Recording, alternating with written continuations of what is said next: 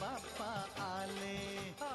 मुंबईत गणेशोत्सवाची जय्यत तयारी सुरू झाली आहे. दरवर्षीचा उत्साह जसा कायम आहे तशाच दरवर्षीच्या अडचणीही. पर्यावरणासाठी हानिकारक असलेल्या पीओपीच्या गणेश मूर्ती प्रमुख कारखान्यांमध्ये तयार होत आहेत. पीओपी आणि त्यातल्या रासायनिक रंगांमुळे पाण्याचं प्रदूषण होतं. त्यामुळेच इको फ्रेंडली म्हणजे मातीच्या गणेश मूर्ती तयार करण्याचं आवाहन करण्यात येतं. त्यासाठी मूर्तिकार देखील तयार आहेत. मात्र मातीच्या मूर्ती बनवण्यासाठी अधिक काळ लागतो असं मूर्तिकारांचं म्हणणं आहे. 100 ते 150 मूर्ती तयार करायच्या असतील तर जवळपास वर्षभराचा कालावधी लागेल. यासाठी सरकार आणि बीएमसी कडे मूर्तिकारांनी वारंवार जागेची मागणी केली.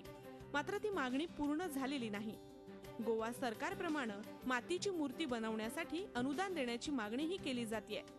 सरकार जे आहे ते मूर्तिकारांना जागा देत नाहीये आणि जे मूर्तिकार वर्षानुवर्षे जे ते मूर्त्या घडवत आहेत, ज्यांच्यामुळे ही संस्कृती टिकत आलेली आहे, अशा लोकांना अनुदान देत आहे, नाही जागा पर्याय उपलब्ध करून देत आहे. जागा आली, वर्षभरासाठी पाणी आलं, परत वीज आली, इलेक्ट्रिसिटी आपण ज्याला म्हणतो, ते सगळं ते जर अवेलेबल करून दिलं त्या प्रमाणात, तर मला असं वाटतं की कुठे शक्य नाही असं काही आहे नाही. पर्यावरण प्रेमींनी मात्र मूर्तिकारांचा हा दावा फेटाळून लावलाय.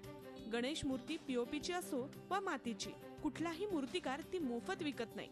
मग जागा सरकारनं का द्यायला हवी असा सवाल पर्यावरण प्रेमींनी उपस्थित केलाय. प्लास्टर ऑफ पेरिस से भी लोग उसकी ज्यादा कीमत देने के लिए तैयार है. तो एक कमर्शियल वेंचर है.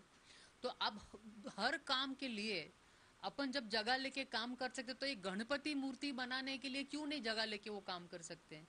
वो पॉसिबल है, ऐसा नहीं कि नहीं पॉसिबल, क्योंकि वो मुफ्त में तो नहीं बिक रहे ना. पीओपी बंदीसाठी सरकार स्तरावर दरवर्षी बैठका होतात, वादविवादही होतात. मात्र तोडगा काही निघत नाही. पीओपी पासून गणेश मूर्ती तयार करू नका असं आवाहन जरी राज्य सरकार करत असलं तरी प्रत्यक्षात मातीपासून मूर्ती बनवण्यासाठी गणेश मूर्तिकारांना अनेक अडचणी येतात.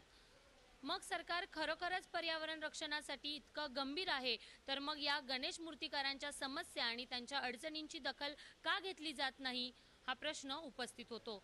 व्हिडिओ जर्नलिस्ट दीपक प्रजापतीसह दीपाली जगताप पाटील, झी मीडिया, मुंबई. झी 24 तास रहा एक पाऊल पुढे.